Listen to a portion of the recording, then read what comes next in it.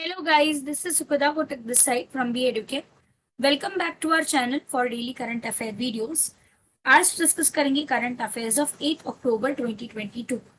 Before starting with the current affairs for the day, don't follow to forget our Instagram channel EduCARE Official, the regular exam updates and quizzes conducted. World Bank released a report titled Poverty and Shared Prosperity 22, Correcting Course. As per the report, the world is unlikely to achieve the goal of ending extreme poverty by 2030. The report states that the global poverty reduction rate has slowed down since the year 2015, and the COVID pandemic and the war in Ukraine have further slowed it down. By 2015, the global extreme poverty rate had been cut by more than the half. In 2020, the number of people living below the extreme poverty line has increased by 70 million. Around 719 million people are living on less than rupees $2.15 per day by the end of 2020.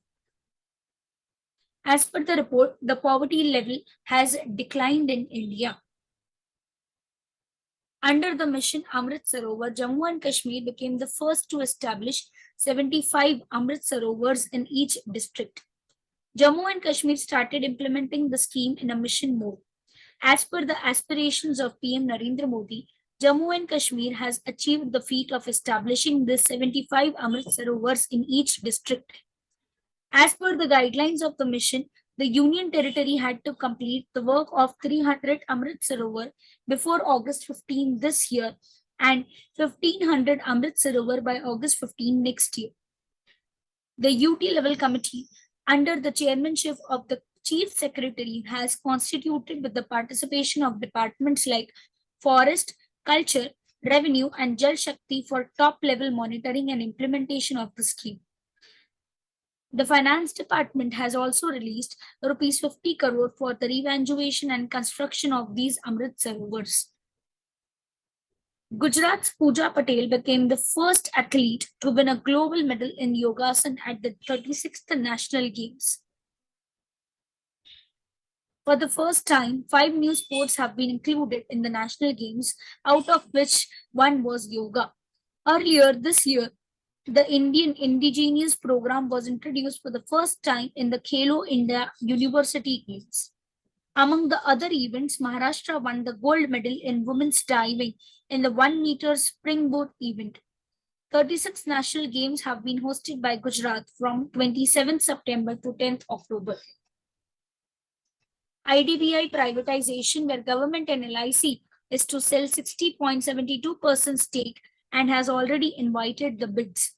Currently, LIC holds 529.41 crore share, representing the 49.24% stake in the IDBI Bank, while the government holds 488.99 crore shares, or also we can say it as 45.48% of the stake.